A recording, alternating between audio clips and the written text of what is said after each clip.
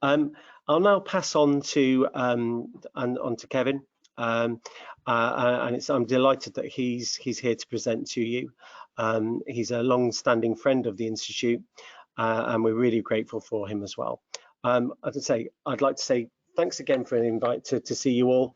All the very best, and I really look forward to coming up and visiting an area where I was actually at university. So I would love to come back up to the northeast soon. So I'll see you all again. Take care, everybody. Bye bye.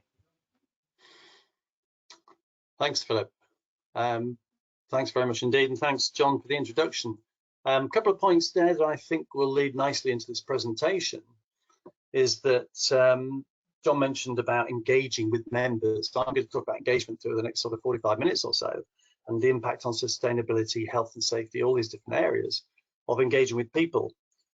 Prevention better than cure, absolutely. Something else John mentioned. One thing John did mention that's Cumbria is on the East Coast. Now, I was driving through Cumbria yesterday, and it's definitely on the West Coast, but we'll let you off, John, on that one. Philip, absolutely not just about health and safety. It's about people. But if you actually care about people's safety, it's a great place to start, and starts this culture of care developing. I'm going to be talking about today.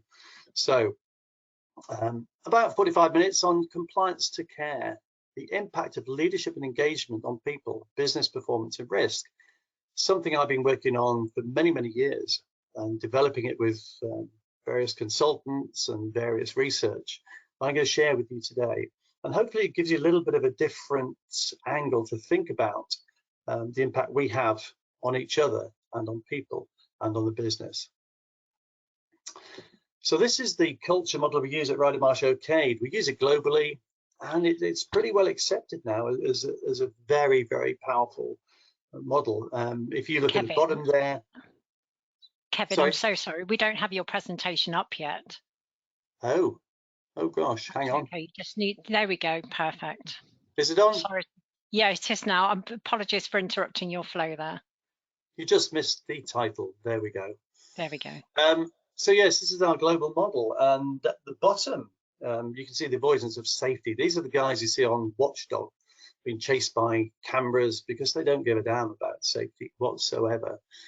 The next level up, minimal compliance. This is where there's some people think, oh, I want to get a better job with a better company. I need some compliance in there. I'll fill in some forms and tick some boxes. Do they mean it? Probably not sure. But the next level up is where most of the companies we work with sit, broad compliance, because we have to be, don't we? There's so much legislation around that we want to focus on being compliant, and so we should. But what does happen is that because we've got so many documents to be compliant, we tend to focus on making more and more documents, more policies, more procedures, and we forget that perhaps we've got 2 or 3 procedures for the same sort of task that we're looking to do. And we know companies, big companies that do this. So you might think, well, we wouldn't do that. I bet you bottom dollar, if you go and check, you've probably got a couple of confusing work methods for the same task, and it becomes what we call system obsessed, or you move to the dark side, and you're not going to improve your culture by moving straight up. It's not a linear pathway. You have to think differently if you want to improve your culture beyond compliance, and that's very much about what we call human focused. It's about caring for your people, listening for your people, and this is where we see the difference between compliance and care. And that's, to me, really important. And a lot of people say human focus, yes, but great in the UK and Europe, but internationally, there's different cultures, it won't work. Well, it does. If you care for your people, you'll get exactly the same results in China, Africa, Middle East. I've spent a lot of years in all those places. If you care about your people, you'll start to see some fantastic results that I'll share with you as we go through the next sort of 45 minutes. So the most successful organizations in the world are based on relationships, not data, and they care about their people. So to move from broad compliance to system obsessed, it's about engagement, engaging with your people, and that's what I'm going to focus on over the next few slides or so. What we have found, interesting enough, is it's the same for well-being. I think Philip mentioned about an integrated approach. It has to be an integrated approach to improving cultures. It's not about safety. It's not about well-being. It's not about quality. It's not about HR. It's about your people. And what we're finding as well in terms of the well-being model, organizations globally tend to be a step behind safety. Because 10 years ago, we focused on safety. The last 10 years, it's been well-being. Oh, we better focus on well-being. If you focused on your culture and your people, you wouldn't have to worry about this too much because it happens. So a lot of interventions around the world that we see are based on what we call bikes and bananas. Great thing to do, and there's nothing wrong with that. But will it really change your culture? I'm not sure it will. It's about risk management again, isn't it? It's about listening to people, finding where those stressors are, not telling people how to behave, but finding out why they're behaving like they're behaving, what's stressing them. Let's go and do an analysis of that. Because if you have got stress, it means your system's failed. We want to stop that stress before it starts. We want to stop accidents before they happen. Exactly the same as well-being. And that's about engaging with your people. Exactly the same thing. We're seeing improvements where we engage, where we care about our people. So I had a little think about this yesterday, and I've talked with a lot of organizations and how they start. A lot of organizations out there, we need data. Everybody wants data, don't they? We'll collect data. So we tell people, and that's a hard thing to do, isn't it? We tell people what to do. We point a finger at them and say, we need this, we need that. And I met an organization, quite a big international logistics company a few years ago, and the directors of the company said, Kev, we're starting a near-miss campaign. And there's 6 directors there. I said, well, that's brilliant. Why are you doing that? They said, well, so we can see how many near misses we get. That would be great, won't it? So we asked each director their definition of a near miss, and they didn't have one. So there's no alignment. And if you haven't got alignment, how are other people, the front line, going to understand what you need? But what we're finding is it's not a definitive thing. Different companies, different things. But also, if you're looking at data and you want X amount by the end of the month, when do you get those? You get them at the end of the month. A couple of days before the end of the month, you get a huge spike. Are they useful? Are they just tick boxing? So your language and your processes, your compliance, trying to drive compliance, it doesn't mean too much. You're getting data for data's sake. So what we suggest to people, why don't we ask, instead of safety, hazards, risks, whatever, what about safety concerns? That hands an ownership, sort of emotional ownership to the people. If you're concerned about something, tell us about it. You get much more qualitative data than you do quantitative. And that is so much more useful for moving forward. It brings psychological safety. If you're listening to people and they're safe to talk about it, wow, is that a powerful place to be? If you're telling people, they're going to hide stuff. If you're asking them, it starts to engage with them. So moving on to safety concerns has proven to be really, really useful for a lot of organizations. Take that to the next step where we're fully integrated. Why ask about safety concerns? Just ask anybody about concerns. You're worried about anything, concerned about anything, let's talk about it. We'll listen to understand, we'll share that learning. It's not hard to do this. It's a very, very simple step. But you've got to have the right people in the right place to do this. It's got to build the trust to be able to sort of move this along. And that means actioning. You can't just take information, so it's great, thanks guys. You've got to go and do something about it. And if you can't, go say something. That's about ownership and building trust. So that's a really lovely way, I think, of showing how we're coming through compliance through the care and the impact it can have. We're talking about concern, wow, will we learn something? What we did find is some organizations got so much information coming through, they weren't ready for it. The systems weren't ready. So they had to think about that as well, as you do. It's integrated approach. You can't just go and do something, expect nothing to be impacted. But I think that's a lovely little start. Now, over the last 100 years, whatever it is, I think we've lost focus on people. The Industrial Revolution came along, we threw people into factories and told them what to do. We've got KPIs now all over the place. This guy, Heraclitus, back in 500 BC, he said our most valuable asset is our people. And he's dead right. And you keep hearing companies say this, but do they really mean it? But I'm going to show you the impact of really meaning it, about caring for your people. And again, the long run, organizations who do care and value their people are the most successful and competitive in the world. And I'm going to show you why over the next few slides or so. So how do we build this culture of care? Sounds great. Well, it is great. And it's not too hard to do. It's a little bit of thinking differently, but there's nothing wrong with that. Philip mentioned modern. I talk about modern leadership around the world at conferences. People are starting to get it. There's some traction coming through because we have to understand what's in it for them to think about culture of care. So psychological safety, it's a big thing that everybody's talking about now. It's the new sort of phrase. All that means is it's safe to talk, without getting ridiculed, without getting told to, don't darken my doorstep again. Psychological safety is really important.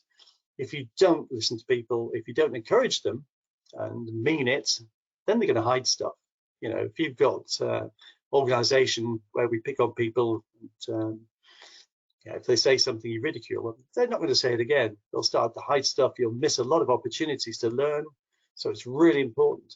And we think this just culture model we have at Rydermarsh Arcade is a really great way to start. We call it just culture. A lot of people call it psychological safety. You won't get one, or you won't get psychological safety without a just culture, where we don't blame, we don't point the finger, we find out what the heck happened, root cause. Yeah.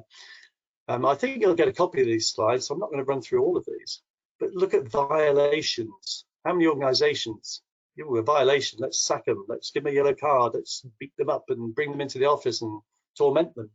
Well, actually, they probably happen for a reason. Routine violation, well, it's always been done. But what do you mean? Nobody else is doing it. Well, there's a reason for that. Find out why. Yeah, change, apply that change. So those little solutions on the right, they're not the only solutions, but these are ones that just make you think a little bit. Situational violation, they had to do it. There's no other way to do it. The environment's changed. Nobody's put a new methodology in or a new risk assessment work method. So we've got to change the environment. It's not their fault. Exceptional, they had to do it, else the job wouldn't have been done. Maybe you're telling them just get the job done. Okay, well, I've got to do it this way. You can't then go and blame them because they've had to do it that way. Optimizing for the company. Well, I think they'd like me to do this. And a guy called Ken Woodward at Coca-Cola, that's where he was. The company kept saying, just get it done, just get it done. So he thought, well, I better do that because the company wanted it done. So your language is really important. So all of these things, find the root causes and share those root causes. Don't go and blame people because they'll hide stuff. You won't learn. Of course, there's always optimizing for yourself. There's a numpties who always try and do something because they're a little bit daft, and you need to manage those people. You need to manage them quickly. And that's about putting into the process, the HR process, isn't it? So you will get those people. But 9 times out of 10, there's a reason why it happened. It probably wasn't their fault. I've got some great examples where it goes all the way up to the directors, contract directors at very large companies. They set up the contract with the clients. Things happened, and it put extra time into the frontline guys' jobs. So they were under pressure and making mistakes. But it was all the way back up to the contract director. And what I say is, how many people here would rather be part of an investigation or a learning review?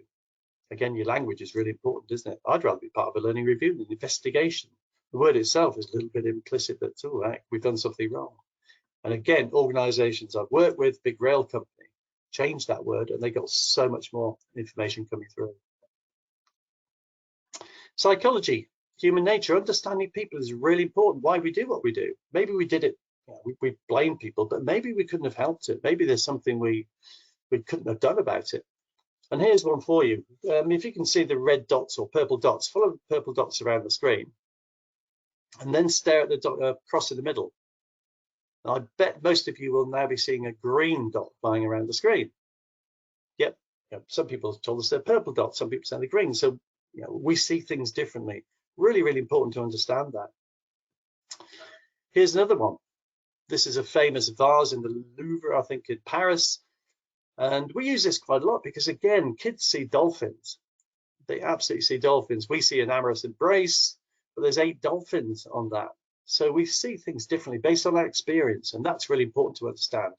When we get people into a learning review, maybe they've seen this before, maybe they're seeing things differently for a reason. Let's learn from that. So when you get this slide, go and have a look for the 8 dolphins. But I don't know if you can see my pointer, but there's a dolphin, there's a baby dolphin, there's a dolphin at the top there. So we see things differently. We do say a little bit of a joke here. If you can't see the dolphins, you're corrupted, but they are there. We see things differently based on experience. Here's one. I'm just going to run it very quickly. Focus on the cards. There's 2 cards missing. Ace, King, Queen, Jack, 10 of 4 suits. There's 2 cards missing. See if you can spot the 2 cards that are missing from the Ace, King, Queen, Jack of 4 suits on the first run through.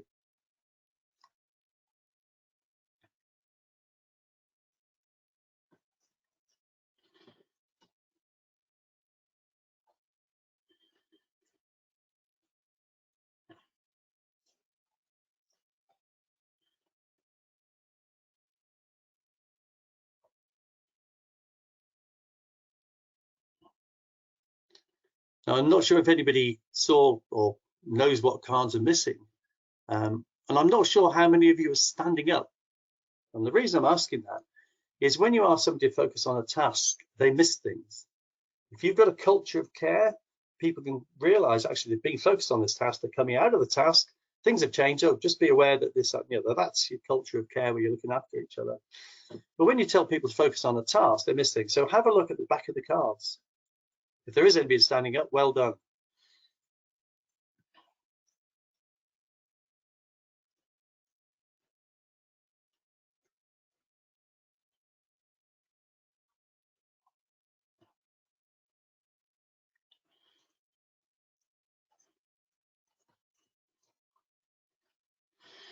There we go. It's a really good little exercise, quite good fun in a conference as well. You get 1 or 2 people standing up and they all get looked at by the rest of the audience, think what's going on.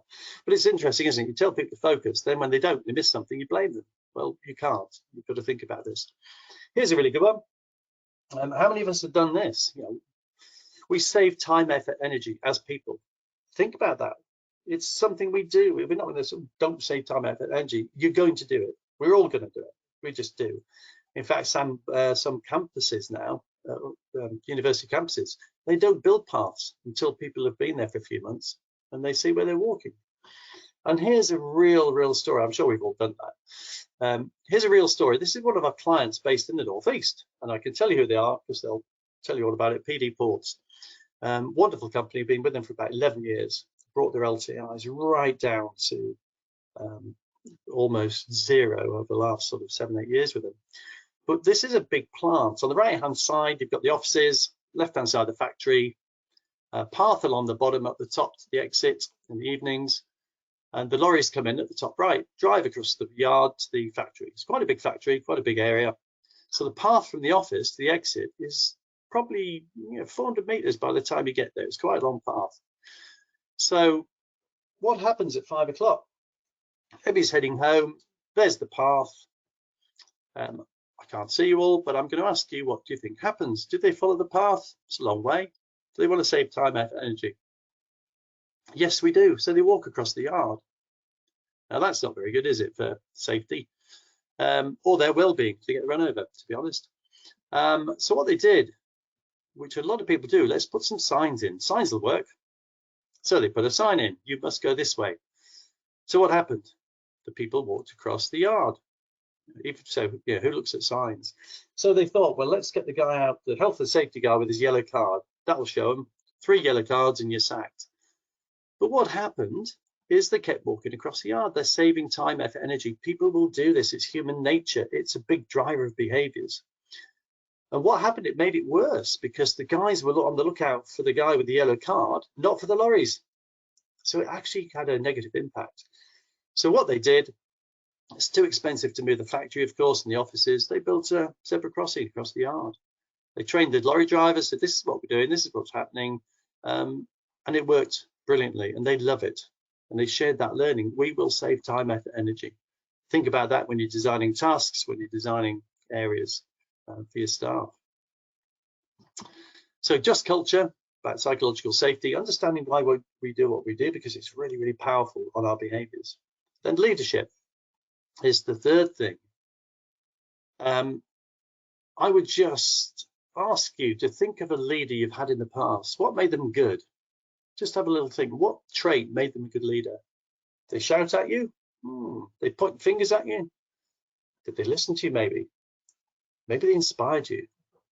Maybe they're a bully. So which one of those did you have that made a good leader?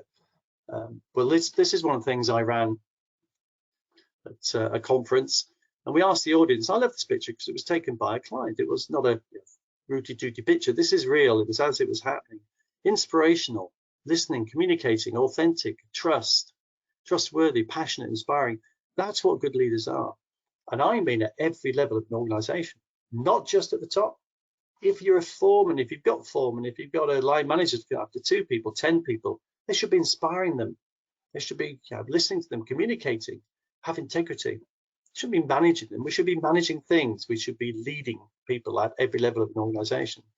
If you've got leaders like that at all levels of your leadership team and management team, wow, are you going to fly? So can anybody be a leader is my next question. Some of you will say yes, some will say no, and some won't really know. And it doesn't really matter, because if you want to be a leader, you can be. But it's absolutely about your behaviors. Here's a wonderful example of a turkey in New Hampshire. So if you've got a turkey that's a boss, maybe they can be good if they exhibit the right behaviors.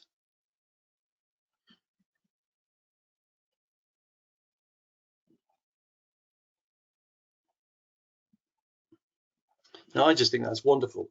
Yeah, it's about your behaviors. Leadership isn't about your certificates. It's not about telling people what to do. It's about caring for your other people. And to prove that point, this is the biggest research that's been done on leadership around the world. A very good colleague of mine at Leeds University, her parents were involved with this many years ago. She's carrying this on. And this is done across gender, races, around the world. It doesn't matter. It's about these leadership qualities. And if you look at the middle there, personal qualities and values of all the leaders around the world that are considered good leaders is being honest and consistent and acting with integrity. If you've got that in your portfolio, then you're laughing. It's fantastic. But leading individuals in the organization, well, showing genuine concern, caring about them. Here's your culture of care coming through, isn't it? Being accessible, enabling them to be the best they could be, encouraging change, because if we don't encourage change, things aren't going to change and we're going to be left behind. Yeah. Leading, developing the organization yourselves, supporting a developmental culture. Well, of course, we should be developing new ideas, new things, innovation, collaboration, inspiring others, focusing team efforts. We work well as teams, especially diverse teams, being decisive. Building a shared vision of your organization. Doesn't matter if you've got 10 people in your organization or 1,000, 20,000. That shared vision is really important, because if it's not shared with the frontline guys and everybody else in the organization, that vision becomes a mirage. Yeah, it's got to be that shared vision. What's my part in this story? What part do I have to play in this journey? There's no part for people. No point, is there? You don't care about them. Resolving complex problems. As leaders, we shouldn't have to know everything. We've got colleagues and members, and I think, again, Philip mentioned it, it's about understanding your people, knowing who you've got on your team, because they've maybe done it before. How does it make them feel if you get them involved in solving problems with you? It makes them feel valued and valuable, doesn't it? You don't have to know everything, but valuing your people and asking them to co-create solutions, wow, does that drive some fantastic sort of care culture through the organization. And facilitating change sensitively, involving your people in change, not so scary for them. What's their part to play? So this is to me is absolutely sums up leadership in the culture of care, and it's proven globally that this works. It's absolutely the best companies have this approach, and we can actually measure people's behaviors. A lot of people do psychometrics, MTBI, and DISC things or whatever. They're great, yellow, blue, red. It's interesting, but it's not about your behaviors. We can measure people's behaviors, which is really fascinating as a board, as individuals, as directors. That's really telling.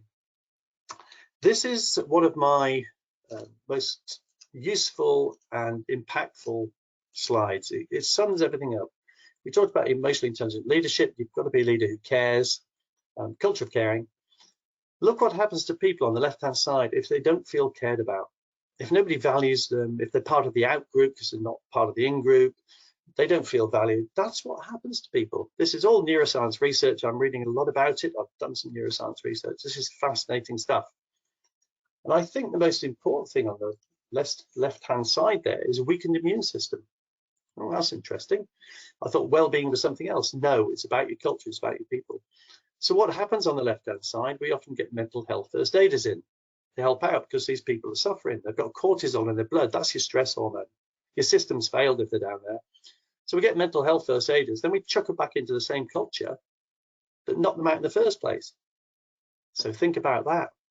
Yeah. Think about shifting to the right-hand side, caring about your people, listening to them, making them feel valued. Look what happens. Positive, more focused, willing to collaborate, more able to learn, more creative, innovative. This is all proven stuff. Willing to get involved. How many times do we ask for discretionary effort?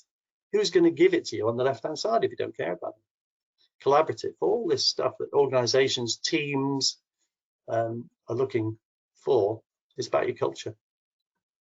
So what happens? On the left-hand side, you get absenteeism and presenteeism. That's not a good thing to have, is it? People are hiding stuff. It's a dangerous place to be. Incidents and accidents, because nobody cares about them. They don't tell you what's going on.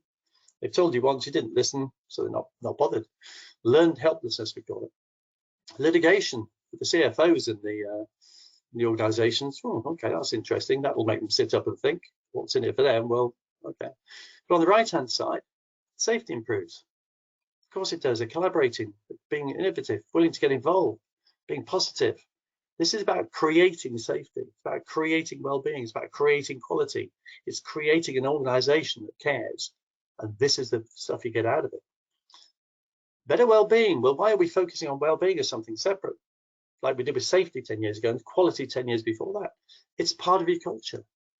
Yeah. If you've got cortisol on the left-hand side, your stress drug, you've got dopamine and oxytocin on the right-hand side. That makes you feel fantastic. It's your whole sort of blood sugar levels change, your physiology changes, your psychology changes. Neuroscience is showing this. So well-being, think about this as an output of your culture of care. Productivity. We've got organizations, I'll share a case study with you right at the end. It goes up between 16 and 18%, we've found, by not focusing on targets, focusing on your people, caring about your people. Customer interaction. Mr. Branson keeps saying, oh yeah, if you care about your people, your customer interaction goes up. It does. People are much more positive about the interactions. There's so much good stuff for organizations. And this is where you think about your risk. Where's your risk lower? Where's your risk higher here? Yeah, so we talked about safety to start with. Caring about people's safety is really, really important because it's about caring. But so many things then come through that thread, don't they? Care about the safety, you care about them. That means they care about you, and you've got all this virtuous circle going on. But the most important thing for me there for people is quality of working life. Yeah, who wants to work for a company on the left-hand side? Who wants to jump out of bed in the morning and go, I'm off to work, look at me. You don't. You turn the alarm off 6 times before you drag your sorry bum out of bed. But on the right-hand side, you skip it to work. Maybe on the right-hand side. In the middle, you might stroll in with some friends, but it's a big impact on quality of working life. Retention recruitment, that's a big thing for HR people. Yeah, one of the biggest challenges. Well, who wants to work for a company on the left-hand side? Lots of people will on the right-hand side, or a team. Yeah, it's not just about organizations, it's about your team. This same thing happens. What we found, we did some research with CIPD, that people on the right-hand side, if they cared about and they've got their oxytocin flowing around, they're positive, they do more in the community. They do more with charities at weekend. They've got the time and the wherewithal to do this. That's an impact on your sustainability, corporate social responsibility. Yeah, they're out in the community helping. And it's a virtuous circle, because when they do that, we're finding in neuroscience that actually breeds more engagement. So they go back in, they talk about it, and they inspire others. It's fantastic. I worked with a company and the CEO changed, dramatic change. He was focused on policies, procedures, rules, regulations.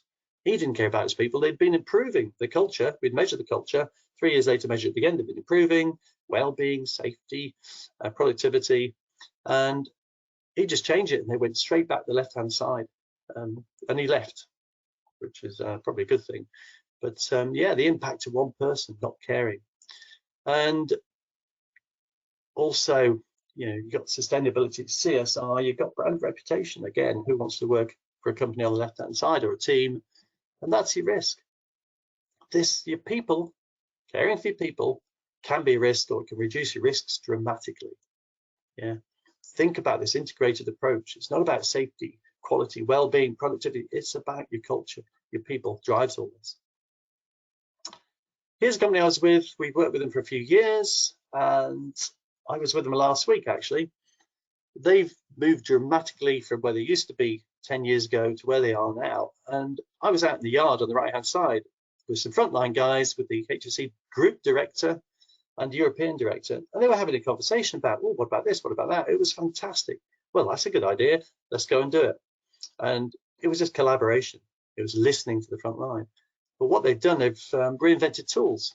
This nail gun on the left-hand side, Fisher's instrument, and a few people nailed their hands to the pallets, and that's not a nice thing to do. So the front line said, well, if we did this, that would happen. Well, that's a good idea. And the manufacturer is now making nail guns with the extra trigger on. It can't be triggered unless you put pressure on it. So your hands are out the way. Yeah, simple little things. They use saws, and hand-arm vibration has been reduced by 30% just by putting a little bungee on a rope that holds the saw. Simple little things developed and invented by the front line that have a massive impact. On the right-hand side, really good example of moving from caring about your people to a culture of care is that they painted these lines for foreign drivers who didn't really understand the instructions. They could understand colors, follow this color, the other color. We were talking there last week, and they said, oh, one of the other factories has put in colored cat's eyes for night time. Oh, what a great idea. Let's share that. So they're sharing these ideas and innovation and improvements. But the big thing here, they've moved from 30% separation of forklift trucks to people to 96% by engaging the front line. What do you think? What should we do? But to start with, they asked the front line, said, yeah, we need separation. So they put in some fences around the site without consulting the front line any further or involving them. They took their idea and did it. So they put the fences up. The lorries were knocking the fences over because they're in the wrong place. They're in the corners where the lorries couldn't turn. So they got the front line in and they changed the walkways to different places. They've now got 96% separation on site on all their sites in the UK, and they're moving that across Europe by engaging with the front line, caring about their safety, caring about their well-being, listening, collaborating, culture of care. Wonderful things. I have so many more stories around the world on that. So does all this stuff work? Well, this is what other people are telling us.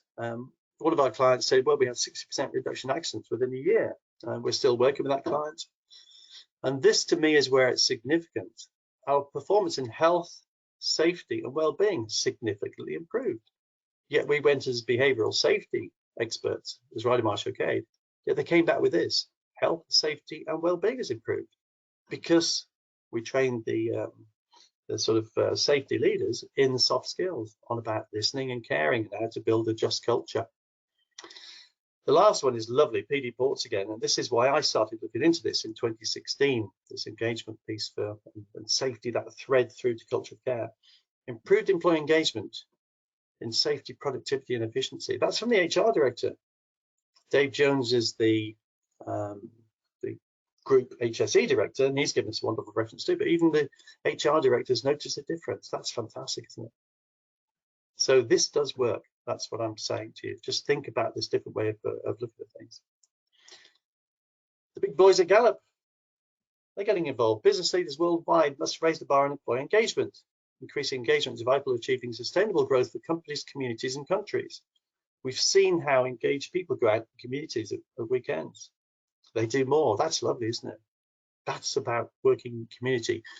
They're your stakeholders. Wherever you work, your community is your stakeholders, not just your clients and your own people, your contractors. Your community is a stakeholder in what you're doing there. You have an impact on it.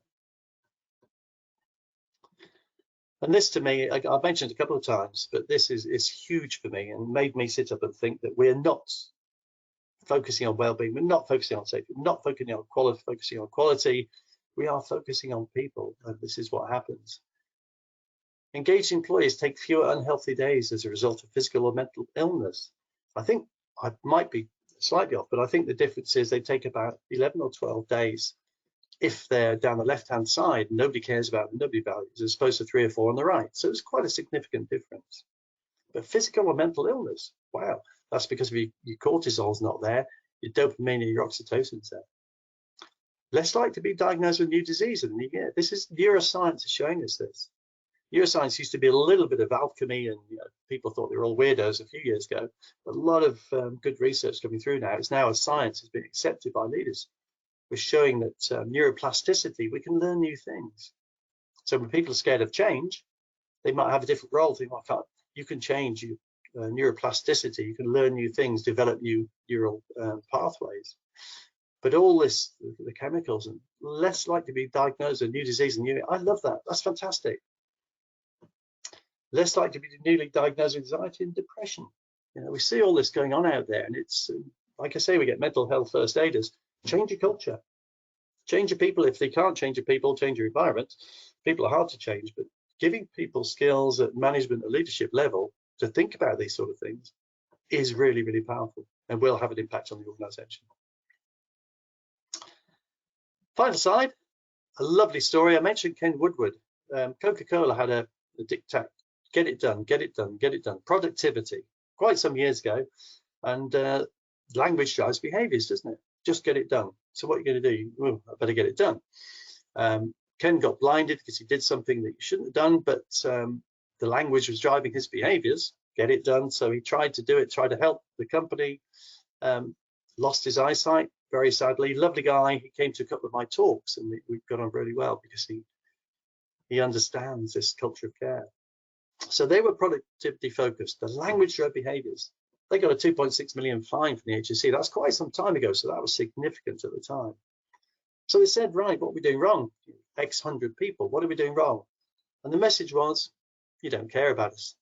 There's that caring again, isn't it? People saying you don't care about us. It wasn't about safety or well-being or productivity or absenteeism, recruitment, retention. It's about caring.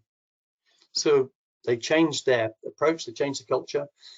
Interesting enough, they found they had 40% procedures that were duplicated or weren't necessary. They just system obsessed, as I said before.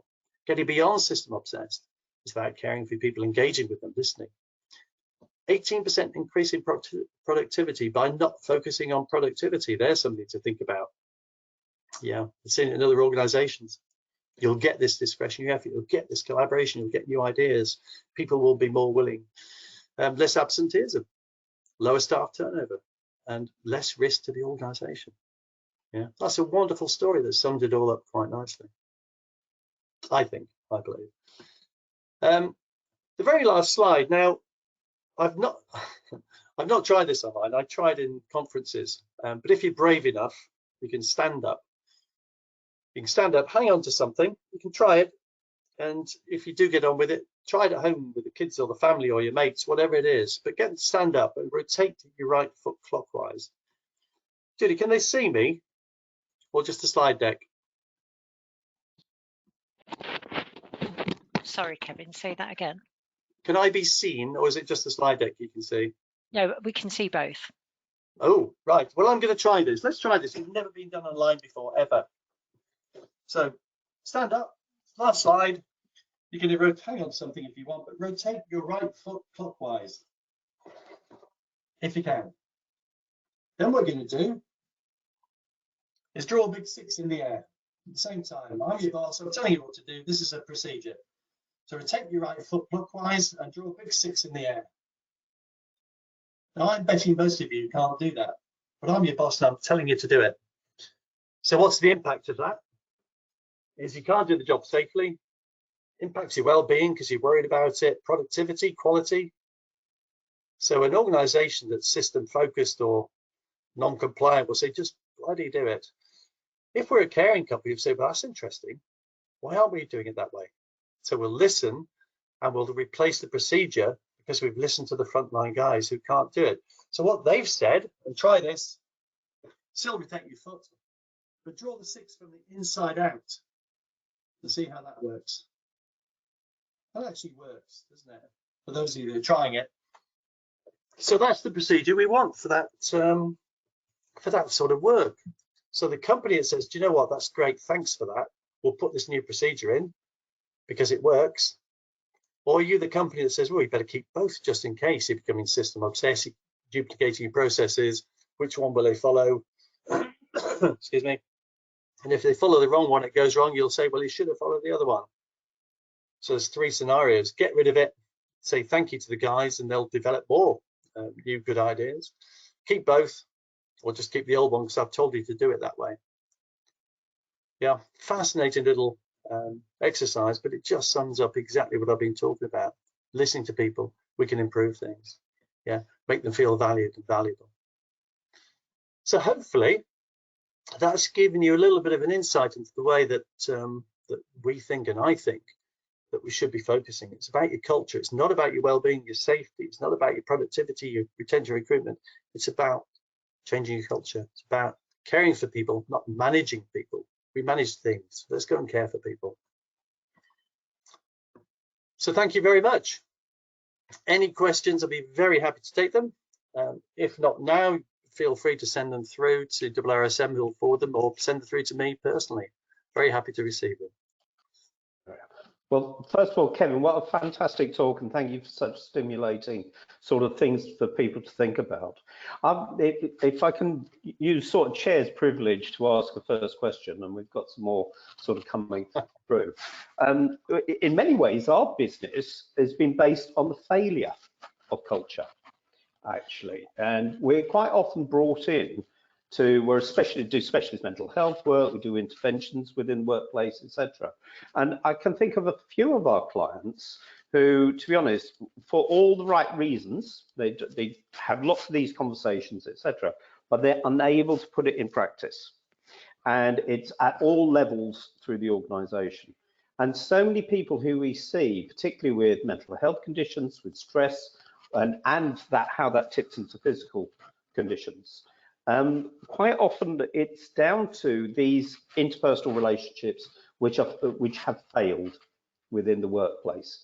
And I can think of one client who pretty much will fund our whole total development for the next 10 years unless they get to grip on it in particular. But we're working with the right people, but how they get it through an organization. So there's two things I'd like to ask you first, an A and a B. The first is, do you think you can make a bad leader into a good leader? And particularly at leadership at all part of an organization, yeah. And also the part B is, where would you start in that sort of organization where people at all levels under our, increasing pressures pressing down, basically, irrespective of what leaders at the top might want, aspire to, or talk about? Okay, thanks, John. Good questions. Can anybody be a leader? I was asked that many moons ago, and yes, they can. Can a bad leader become a good leader? Yes, they can. It's about the behaviors. If you got some, like we said, a turkey or a right old donkey behaving badly, if they change their behaviors, because that's what it's about. It's not about what they say and do. It's about how they behave and how they make people feel. The problem is with somebody who's been a bad leader for a long time, it might not be natural for them, but again, they can change the behaviors, but they'll take a long time to build that trust. I developed something called a Leadership Trust Index, and it's interesting the impact that trust, building that trust, has on performance and people. So I was counterintuitive. I said, let's increase our LTIs, Leadership Trust Index. If you build that trust, great things start to happen. That's where your performance and your quality of work in life come through. So if you've been a bit of a numpty, it's going to take you a long time to build that trust. Will it work? Depends on how you do it, authentically, whatever. And I've seen it happen. I've gone into organizations, said, how is it going? Actually, he's changed, he's transformed. And I think why, John, it might answer part of the other question. We've got to find out what's in it for me. If they want a culture change as a leader at the top, as a team leader, or as a foreman, what's in it for them? Well, if I go to organizations at board level, I'll talk about, well, improve sustainability, less risk, improve CSR. If I'm talking with senior leaders, operational level, I'll say, well, you'll get better safety, better well-being, better quality, productivity, less retention or more retention recruitment. Ooh, that's their language. That's what they want to hear. At the frontline level, they'll be safer, they'll feel better, quality work in life. So I think it's really important to find out or get this across in any culture change, what's in it for them to do it. Because if there's nothing in it for them, they won't do it. Yeah. Does that make sense? Yes, it does. And I think I would just, as a follow-up before we've got a question, can I just ask if anybody's on the online, if you'd like to put a question in for Kevin or for any of the board members, then please do just pop it in. But I think the question I would sort of add to this is something we brought in. We even in traditional law, say occupational health, say for example health surveillance. Okay. I think I was really taken by your slide where you were talking about the different levels of culture and systems and sort of talking about tick boxes. And actually, we're really seeing a big difference now where people, something really quite what would be seen as traditionally easy or standard or tick box, like health surveillance, has really taken on a different life post-COVID. And I think one of a really good example as standard, when we do health surveillance as an example, we have a culture survey that we ask everybody to complete. We have a mental health survey that everybody completes, which are anonymous. It's to give a benchmark in the companies. But there's lots of companies looking at this in a different way. And I think COVID has changed attitudes towards leadership in this sort of, and what this means in care. And I'll just share one example, if I may. We were working with a client who was one of the first companies to adopt private testing for COVID right at the early days of the pandemic. And we worked with them, we put in a risk management system, we provided the testing, we showed them how to test. But what was interesting, the feedback we had was really quite amazing. The first things people said when they tapped straight into what you've been talking about was the fact that people thought, first of all, they never knew the employer. I won't mention them because they don't like the credit, but they should take it, to be honest. But they never knew. Yeah, they should. But there's reasons for that. What was interesting was they opened it up to family members, and it wasn't just for the individual. And the feedback we got straight away was, we never knew they cared that much about us. Now, the original idea, if we're being honest, there was a practical side. It was about, if you've got it in the household, it's going to potentially spread and come into the workplace. But that's not really what the intention was. It was about looking at that wider impact when there was such a crisis of fear. The second point they threw in, which was really fundamental, was they said the best day they'd ever had on site, was when we brought in mass testing, the first time the whole things around the lateral flow tests came out. We were one of the first who brought them in. But actually, they said the best day on site they'd ever had was when they brought these tests in, everybody came in to get tested, and people were cheering as they passed. And they said it was like a carnival atmosphere coming through. And we found, we supported the people who had the virus. Now, I just wonder if you've seen a change pre and post COVID in attitudes towards that leadership. I thought from the SHEQ team who led on that within the company, that was absolutely startling.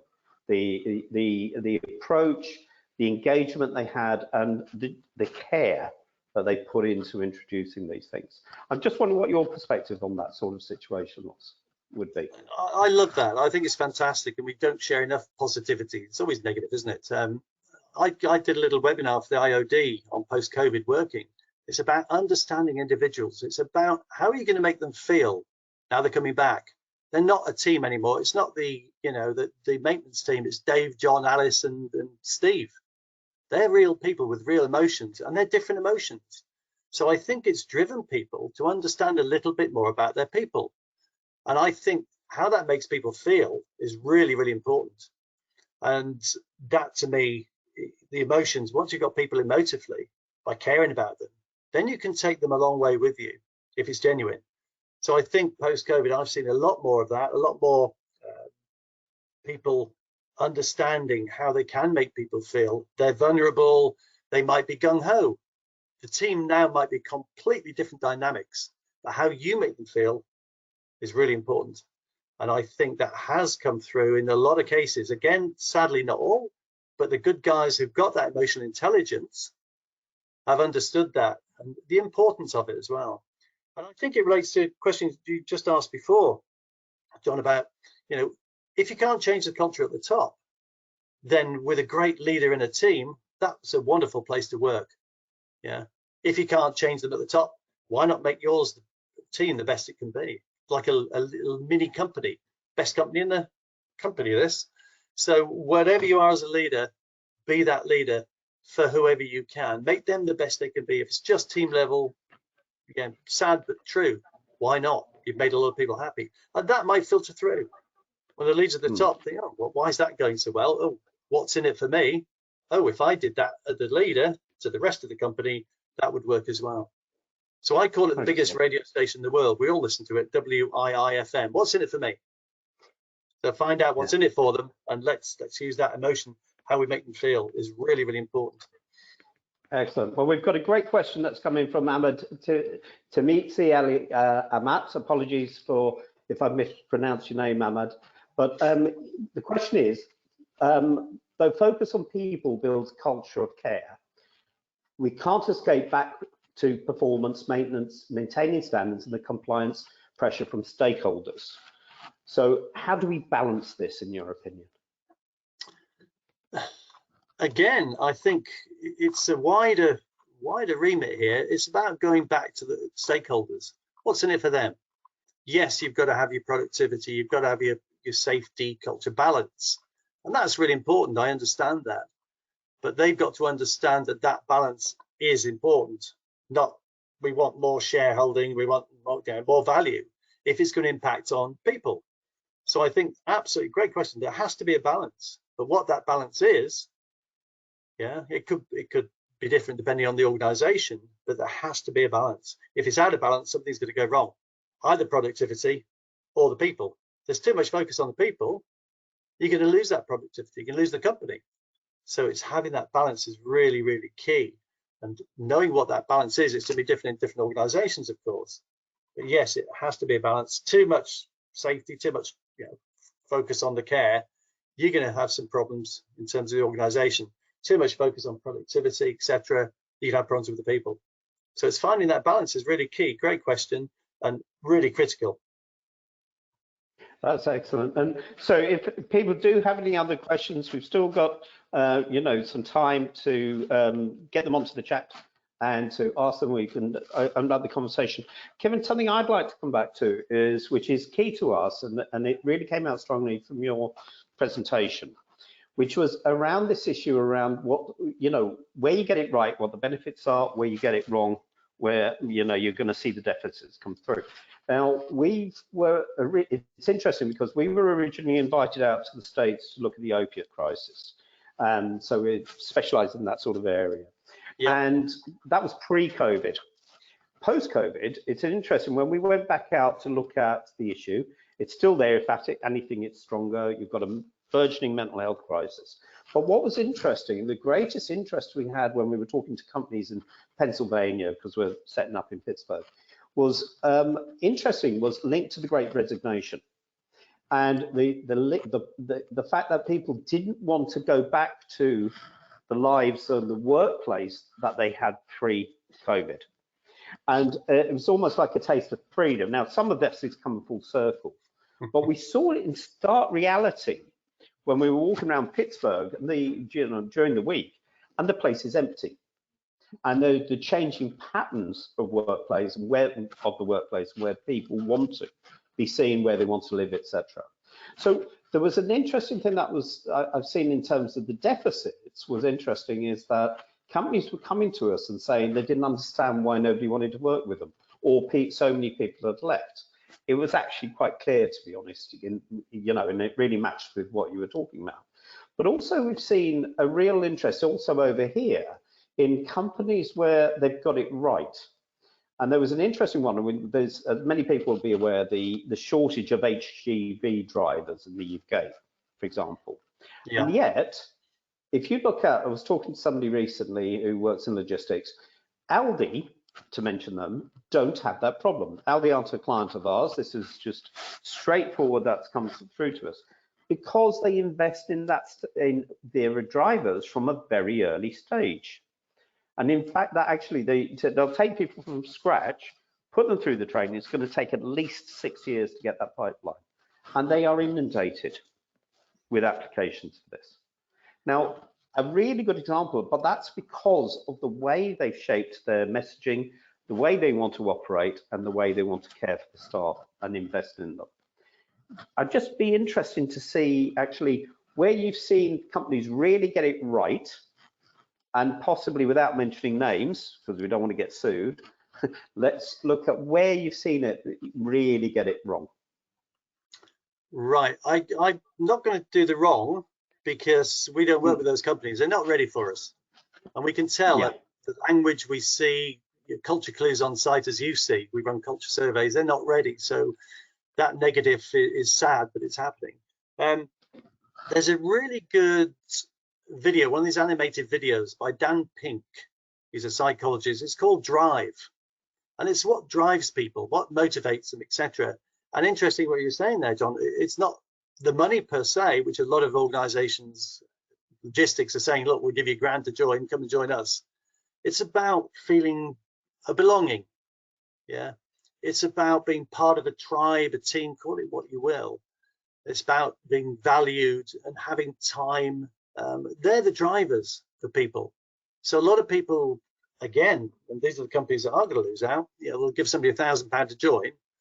Well, those people that join that company, that's their right and their sort of risk profile, is how they feel. They'll probably go and join another company for another £500. They're not the people you want in your organization. And high performing organizations, they manage these things quickly, good and bad performance, but they manage them quickly. But that feeling of belonging, the feeling of care, gives you that oxytocin, it gives you that dopamine when you have small successes. That's what people want, I feel. And that's exactly what Aldi are doing. They're tying into this emotion and this caring, because it's so powerful. And I love that. I didn't know that, and I'm going to nick that story if that's all right, because I love it. It's another success, isn't it? It is, and I'll share one other of a really interesting piece of, and again, it ties directly into what you were talking about. It's a project that we've developed with GSTAM up in Newton Aycliffe, an area of very high health inequalities and deprivation. And it's an interesting one. We've been appointed as their, traditionally, you would imagine, health and well-being, their occupational health provider.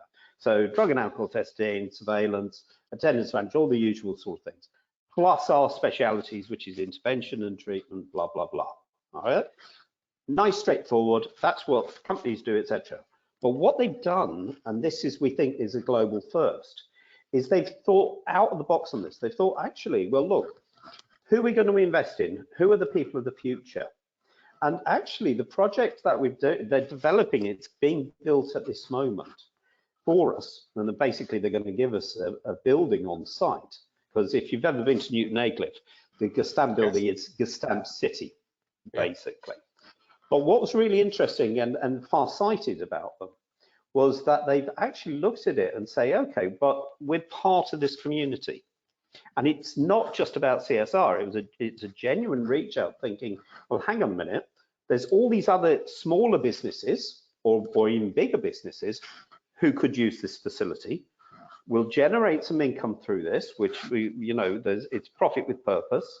But the real thing we want to do is invest in the community as well. So it's actually developing it as a community hub to invest to support statutory services and looking at the projects like the Deep End project, which looks at the highest areas of health deprivation across the UK. It's an international project, Canada, etc. Now, what's really interesting for a company like GSTAM to sort of see this, and I remember we did some presentations when we were putting ideas around in collaboratively developing this. And one of the senior people, it was actually the plant manager, turned around and said, actually, this is, the words he used was, this is terrifying in the potential of what this could do.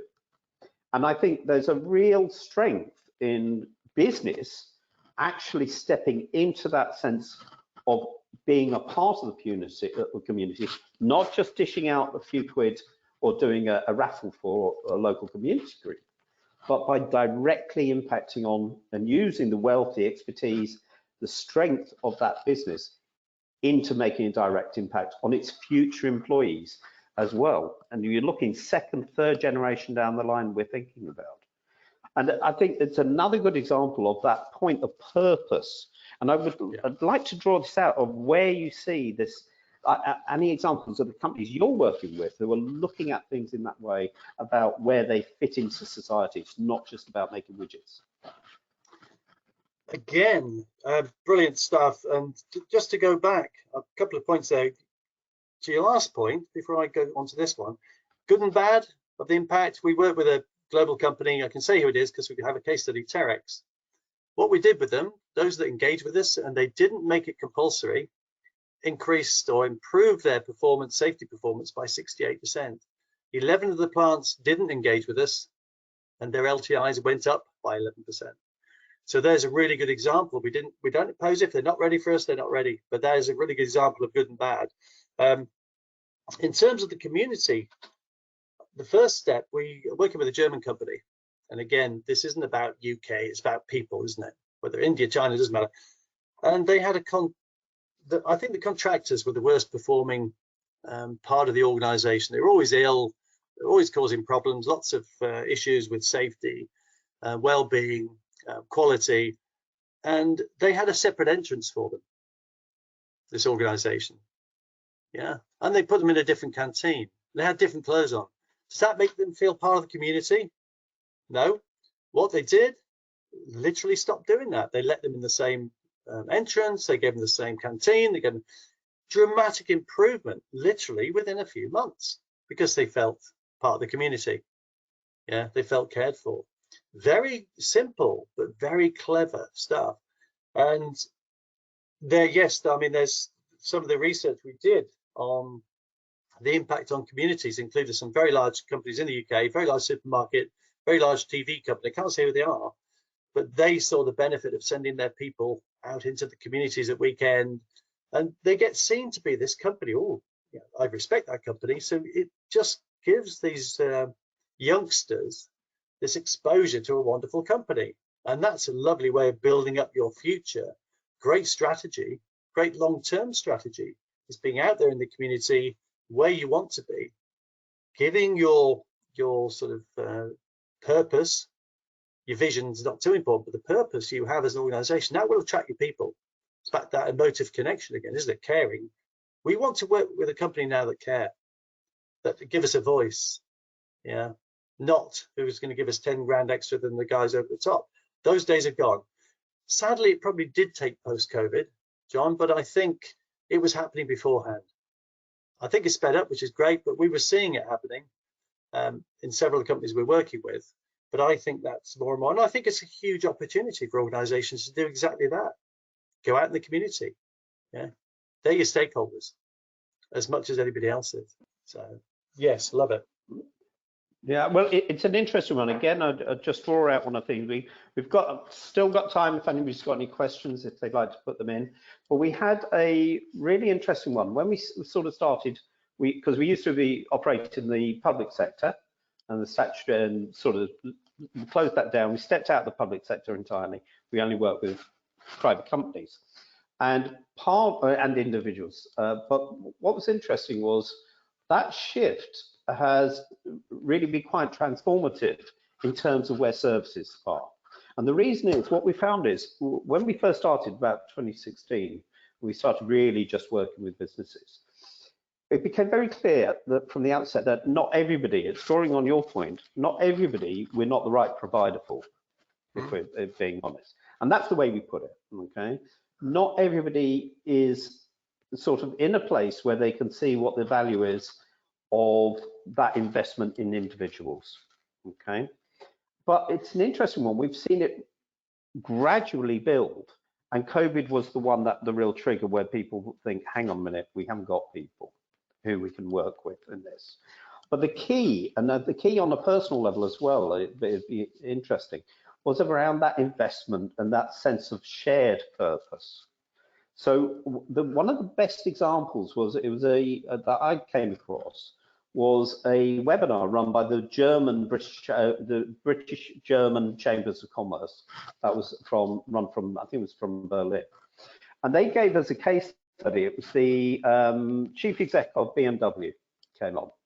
And when the reason it's a good comparison, it was the Germany and Britain experienced COVID, the first hits at the very first time, at the same time rather. But they had two very different approaches, and the Germans immediately locked down, they worked very quickly, etc.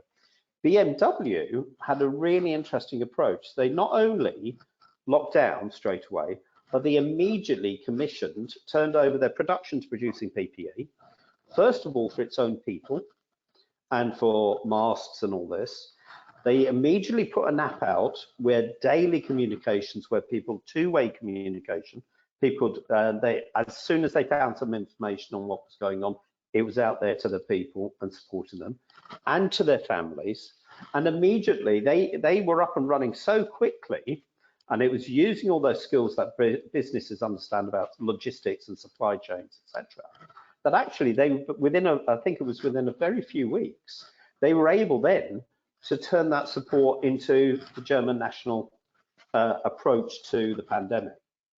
And I think these really interesting sort of case studies are the ones that actually, if you look at those high performing companies, you can see this trend developing. And I do think COVID, much as we can't really forget it, it has transformed, but I don't think it's changed. It's accelerated much of the thinking that we're talking about.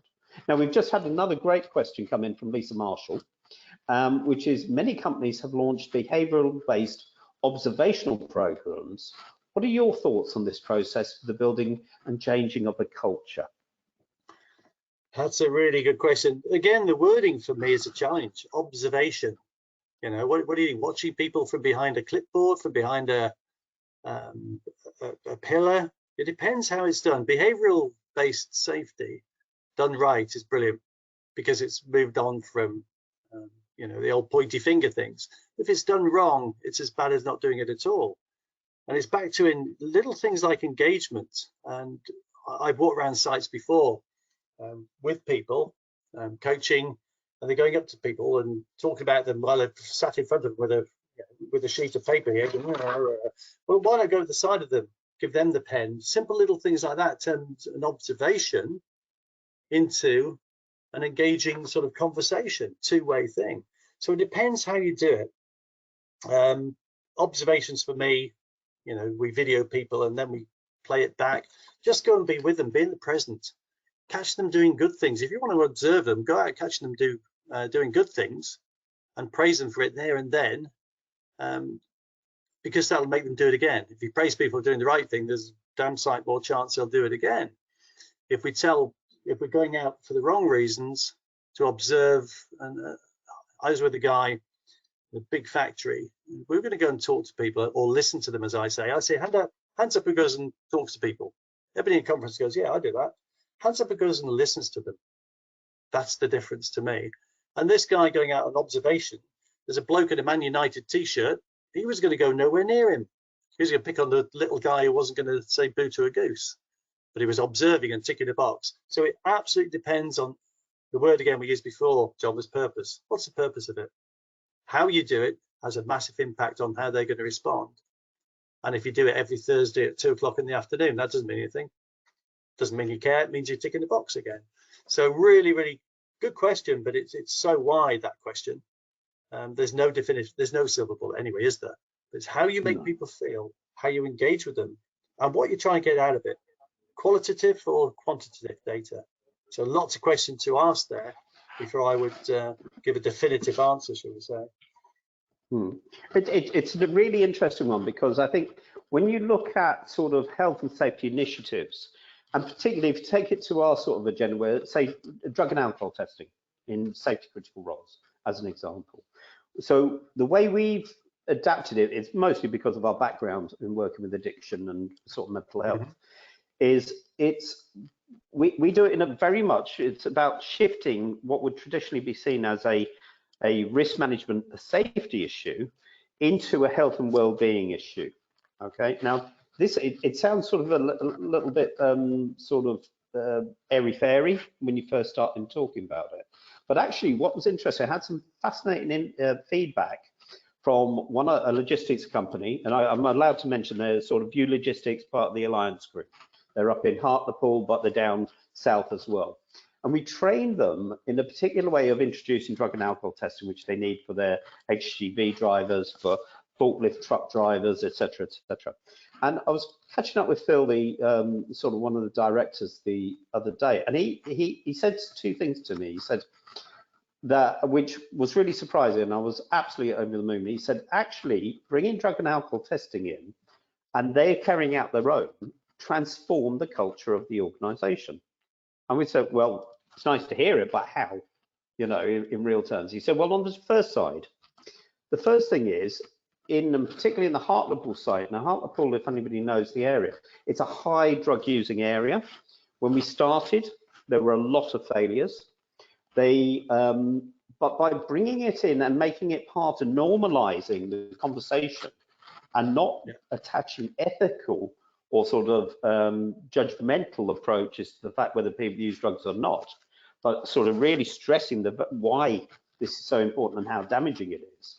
They've actually coming through now. We're never getting people failing tests on that site in a high deprivation area.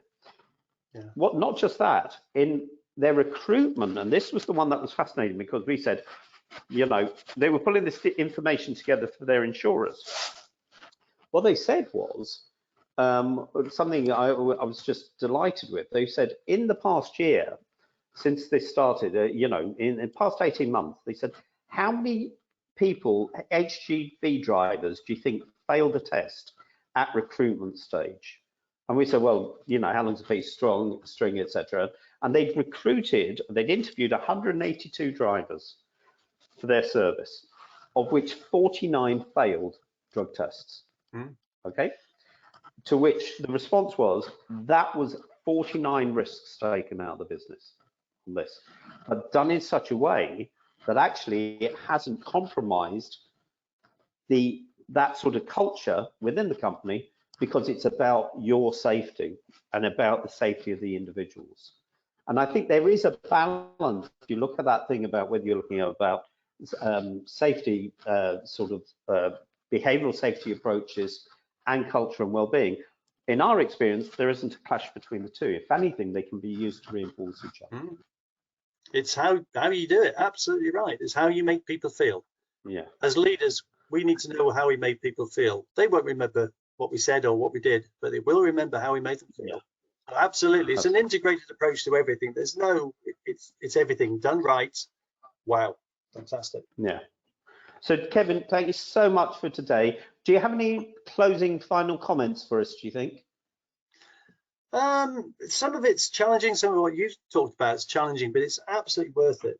If you understand what's in it for you to adopt this sort of approach, not just from my perspective, your perspective, everybody else, it's got to be worth trying, hasn't it? Has to be worth trying. Yeah.